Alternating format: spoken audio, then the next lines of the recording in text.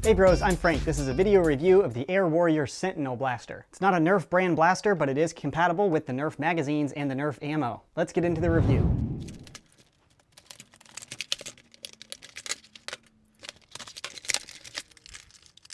Included is the blaster itself, the magazine, and a few darts. Now to the externals and the function in a bit more detail, starting of course up with the front. Not a Nerf blaster, so it doesn't have an in-strike compatible tip, but up here is an iron sight corresponding with the rear female. The shell doesn't have tactical rails or anything that's really hidden. Everything you see is kind of what you get. This piece is a snap-in piece that you can see that was clicked in, but it's not an access door like on a Nerf blaster. Down here is the magazine. To get the magazine out, you have to prime the blaster, then strike the magazine release right here. The magazine release is in the center of the blaster, so it's ambidextrous. Full ambi, bro, oh yeah. Hardcore tactics there, but to get that out, you just push the button and pull the mag out. The included magazine holds 8 darts, and that's 8 standard Air Warriors darts or 8 Nerf Elite darts, and it is compatible with Nerf Elite darts and Nerf Elite magazines. This is a Nerf magazine, goes right on in there.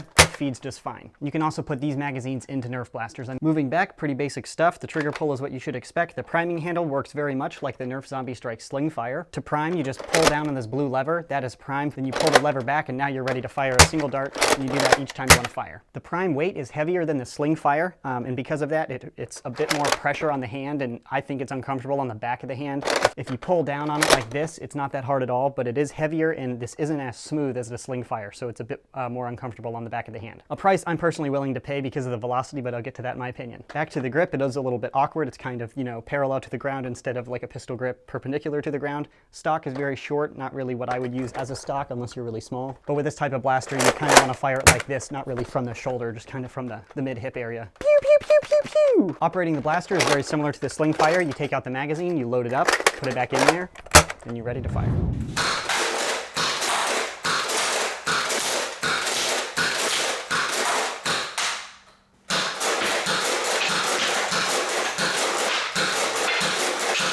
Nerf darts out of a Nerf mag.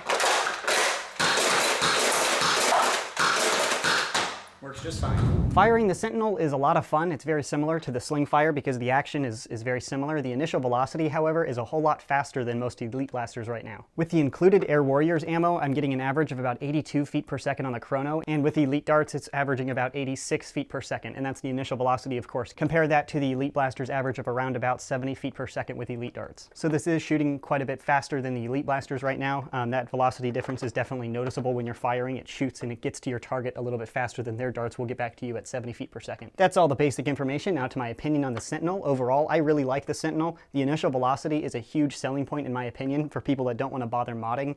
Shooting over 80 feet per second is pretty quick and noticeable when you're firing against other Nerf blasters. The ability to take Nerf magazines and Nerf darts is a huge pro in my opinion. This allows you to buy this blaster, add it to your Nerf collection, and not have to buy a bunch of proprietary magazines. You could just buy this blaster, like the blaster, shoot Nerf darts, shoot Nerf mags, and then if you want to shoot their mags and their darts, you can. Cons or disadvantages of the Sentinel: lever action is a little bit awkward. Some people don't really like it. The prime weight is heavy, and when you're pushing it against the back of your hand, like I said, it gets a little uncomfortable after you shoot it 50 or 60 times. Simple solution: instead of pushing with the back of your hand, you kind of just pull with your fingers like this. It is a little bit awkward, but you're using a lever action blaster, which is kind of awkward to start with. I didn't have any mechanical jams or anything in other blasters, especially with the longer magazines. I have had a few jams caused by the Air Warriors darts because their adhesive consistency isn't really great compared to Nerf Elite darts. The blaster itself operated very well, and I definitely recommend it if you're into a lever action blaster like this. The initial velocity is noticeable and a huge pro compared to other blasters on the market right now, so if you're into lever action, I definitely recommend checking out the Sentinel. But hopefully I've given you all the information you need to make that purchase decision for yourself. If you're interested in buying one, I'll put a buy link in the description box below. That is the review of the Air Warriors Sentinel. Thanks for watching, and as always, stay tactical.